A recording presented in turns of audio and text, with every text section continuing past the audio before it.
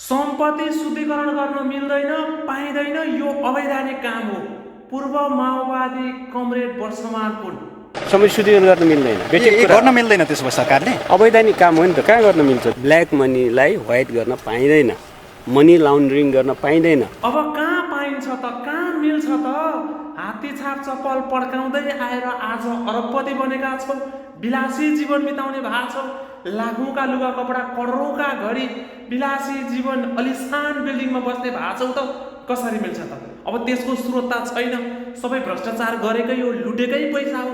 त्यो भएर छानबिन गर्दाखेरि त जेल जानुपर्छ भनेर यसरी सम्पत्ति शुद्धिकरण गर्न पाइँदैन, मिल्दैन, यो अवैधानिक काम हो भन्न थालिसकेन। हेर्नुहोस् त, डराइसकेछन् यिनीहरू। तत्काल बालन शाह नेतृत्वको सरकारले जति पनि छन् नि काङ्ग्रेस, एमाले र पूर्व माओवादीका भ्रष्टहरू, यी ४६ सालदेखि यता राजनीतिमा आएकाहरू सबैको सम्पत्ति शुद्धिकरण गर्नैपर्छ। यिनीहरूले लुटेर कमाएको त्यो धन राज्य कोषमा फिर्ता गर्नैपर्छ। यिनीहरूको त्यो कालो धन हो। यिनीहरूले कालो धनलाई सेतो बनाउनलाई धेरै प्रयास गरेका छन् र यिनीहरूले धेरै पैसा आफ्ना आफन्त साथीभाइ इष्टमित्रका खातामा पनि राखेका छन्। यिनीहरूको ७ पुस्ते छानबिन गर्नुपर्छ। यिनीहरूका आफ्ना आफन्त साथीभाइ सबैको छानबिन गर्नुपर्छ, किनकि यो देश त्यसै हरिकङ्गाल भएन, युवाहरू त्यसै विदेशी बाध्य भएन, त्यसै 28 खरबभन्दा बढी विदेशीको ऋण थुपरिएको होइन। यिनीहरूले लुटेकै छन्।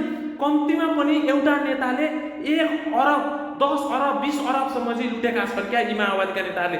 किनकि गाउँतिरको नेताले त एउटा बजारमा ठुल्ठुलो बिल्डिङ बनाइसकेका छ भने अब यिनीहरू त केन्द्रीय स्तरका नेता, मन्त्री भइसकेका, अर्थमन्त्री भइसकेका त खरबौँ लुटेका छन् नि। त्यसैले तत्काल छानबिन गर्नुपर्छ। पहिला अदालतको फोहोर सफा गरेर त्यहाँ चाहिँ स्वतन्त्र मान्छेलाई, सक्षम मान्छेलाई न्यायाधीश बनाएर यिनीहरू सबैलाई मुद्दा हालेर सम्पत्ति शुद्धिकरण गर्नैपर्छ। डराइसक्यो, तर्सिसक्यो नि, कालो धन अब निक्लिन्छ बाहिर भनेर। त्यहीबाट यसको बोलीबाटै थाहा हुन्छ नि त, सम्पत्ति शुद्धिकरण पाइँदैन, मिल्दैन भन्नेको मतलब के हो त? हामीले लुटेका छौँ, सम्पत्ति शुद्धिकरण भयो भने हामी जेल जानुपर्छ भन्ने होइन त।